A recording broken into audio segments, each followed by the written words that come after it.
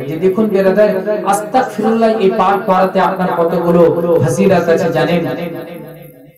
ইস্তেগফার পাঠ করাতে কি হয় জানেন? শুনুন। আমাদের চার ইমাম, মালিকি, হাম্বলি, শাফিঈ, হানাফি, আর আমরা হচ্ছে হানাফি, ইমাম আযমের অনুসরণকারী। তো যিনি হাম্বলি, হযরত গাউসে আজম রাদিয়াল্লাহু তাআলা আনহু মাসলাকের দিক দিয়ে উনি হাম্বলি ছিলেন। হযরত ইমাম হাম্বল রাদিয়াল্লাহু তাআলা আনহু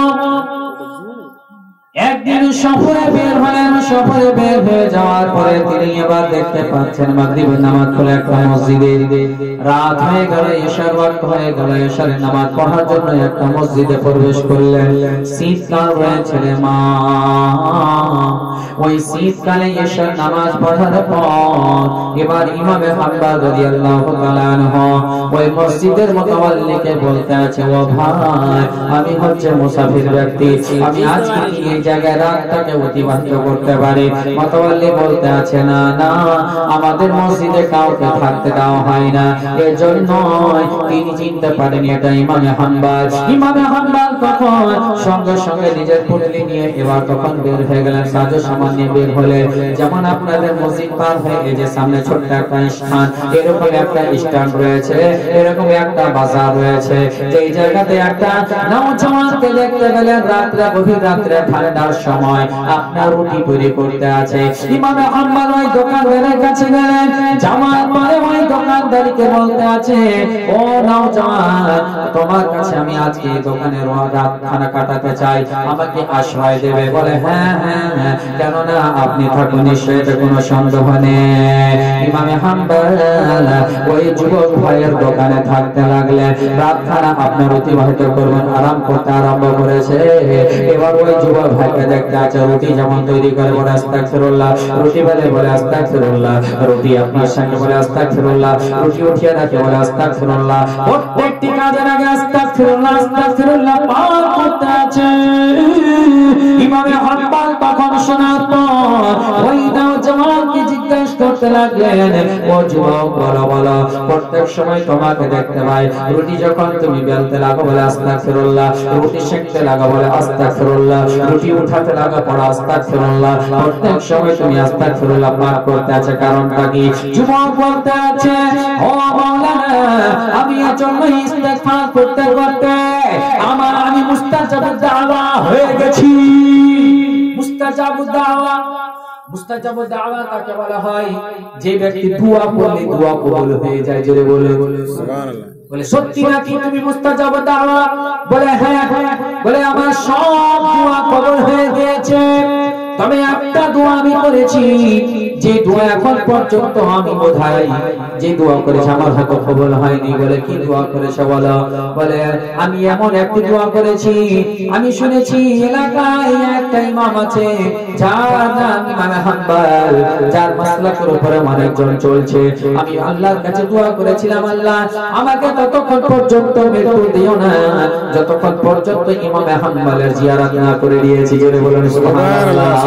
ইমাম হাম্বল যেমন শুনে নেওয়া, তখন বলতে আছে, ও যুবক শোনো, তুমি সত্যি মুস্তাজাবুদ দাওয়া, যে দোয়া তুমি করেছো যে কবুল হবে কি হবে না, ওটাও দোয়া কবুল হয়ে গিয়েছে। বলে, কেমন করে? বলে, ও যুবক শোনো, তুমি যেই ইমামকে দেখার জন্য দোয়া করেছিলে, সেই ইমামকে দেখার জন্য তোমাকে তার বাড়ি যেতে হবে না, যে ইমামকে দেখার জন্য তোমাকে রাস্তাঘাট দেখতে যেতে হবে না, বরঞ্চ ওই ইমামকে আল্লাহ তাআলা তোমার কাছে পাঠিয়ে দিয়েছে। আমি সেই ইমাম হাম্বল, সুবহানাল্লাহ, যে ইমামকে দেখার জন্য তুমি দোয়া করেছিলে, সেই ইমাম হাম্বল তোমার কাছে আমি ইমাম হাম্বল। জোরে জোরে সুবহানাল্লাহ। মুস্তাজাবুদ দাওয়া, ইস্তেগফার পাঠ করতে গেলে, ইস্তেগফার পাঠ করলে অনেক ফজিলত। তার মধ্যে কি জানেন? সর্বপ্রথম এটা আপনি আল্লাহর কাছে প্রিয় বান্দা হবেন, আপনার গুনাহ maaf হবে, আর ইস্তেগফার করতে করতে আপনার অন্তর সাফ হবে। এটা জিকিরও হলো। জোরে বলুন সুবহানাল্লাহ। এজন্য জিকিরের মাধ্যমে অন্তর সাফ করতে হবে। আল্লাহ তাআলা কোরআনে বলেন, قد افلح من تزكى وذكر اسم ربه فصلى। قد افلح, আল্লাহ বলেন قد افلح, कामयाब वो शख्स मन तज़क्का, जिसने अपने अंदरूनी को साफ किया, वज़कर अस्म रब्बिही, अपने रब के नाम के जिक्र से फसल्ला, और नमाज पढ़े, वो शख्स कामयाब। जोरे बोले যে ব্যক্তি নিজের অন্তরকে সাফ করলো কি দ্বারা? আল্লাহর জিকির দ্বারা। সুবহানাল্লাহ, আলহামদুলিল্লাহ, আল্লাহু আকবার, আস্তাগফিরুল্লাহ, কালমা পড়ে এগুলো পাঠ করে যে সব সময় ব্যস্ত থাকে, দেখবেন তার সুবহানাল্লাহ বিহামদিহি বেরাদার অন্তর সাফ হয়। আর যার অন্তর সাফ হয় সে নরম দিলের মানুষ হয়ে যায়। আর নরম দিলের যখন মানুষ হয়ে যায়, সে একটা কথা বলার আগে পাঁচবার ভাবে আমি বললে সে দুঃখ পেয়ে যাবে না। জোরে বলে আমি এই কথাটা বলবো তো আমার এটা মিথ্যা হবে না সত্য হবে, যাচাই করে বলবে, তখন সে এমন হয়ে যাবে যে আল্লাহর প্রিয় বান্দা হয়ে যাবে। তবে আজিজানে মুহতারাম, আল্লাহ তাআলার প্রিয় বান্দা হতেই হবে, আল্লাহকে রাজি করতে হবে। দুনিয়াতে থাকাকালীন আখিরাতের সামান তৈরি করুন, দুনিয়াতে থাকাকালীন আখিরাতকে তৈরি করুন, দুনিয়াতে থাকাকালীন আখিরাতের সামান তৈরি করুন, দুনিয়াতে থাকাকালীন আল্লাহকে রাজি করুন। এই বিরাদার মুআজ্জাজ মুহতারাম, আমাদের জন্য নমুনা হচ্ছে কি? আমাদের জন্য নমুনা হচ্ছে আমার রাসূল পাক। নবী আমার যেমন ভাবে চলতে বলেছেন, আর নবী আমার যেমন ভাবে যে কাজ করতে বলেছেন এবং যে কাজ থেকে বিরত থাকতে বলেছেন, তারপরে আমাদের কি করতে হবে? আমল করতে হবে।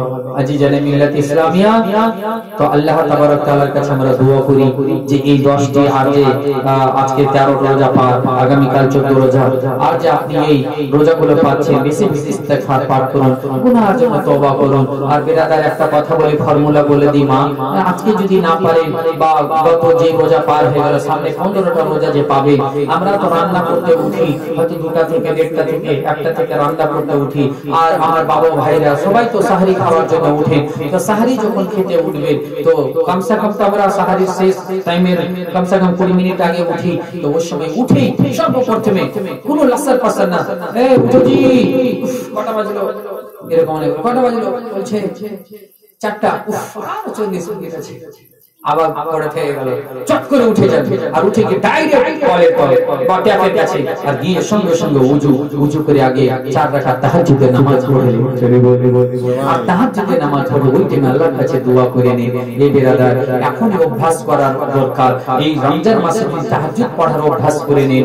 মা বোন রান্না করছেন, আর রান্না যদি হয়ে যায় একটু চট করে তাহাজ্জুদের নামাজ 4 রাকাত পড়ে একটু দোয়া করে নিলে এই অভ্যাসটা যখন লেগে যাবে, তাহাজ্জুদের টাইমে যখন দোয়া করতে লাগবে, সুবহানাল্লাহ, আল্লাহ তাআলা সেই দোয়াকে কবুল করবে না, কবুল করবে। জোরে বলুন সুবহানাল্লাহ। আর তাহাজ্জুদ রোজা যদি আপনি বান্দা হতে পেরে যান, তো চাকরি তো দূরের কথা, সিয়াম তো দূরের কথা, প্রধানমন্ত্রী তো দূরের কথা, দুনিয়ার আপনার কোনো মন্ত্রীর দরকার নাই। তাহাজ্জুদ রোজার বেড়ে যান, ইন্তেকালের পরে কিয়ামতের ময়দানে বিনা হিসাবে জান্নাতে। জোরে বলুন সুবহানাল্লাহ। তাহাজ্জুদ গুজার ব্যক্তি বিনা হিসাবে জান্নাতি, তার কিয়ামতে কোনো হিসাবই হবে না। জোরে বলুন সুবহানাল্লাহ। আপ তাহাজ্জুদ পড়ুন, হিসাব নিয়ে চিন্তা করছেন যে আল্লাহর কাছে কি করে হিসাব দিব, তো হিসাবে চিন্তা করতে হবে না।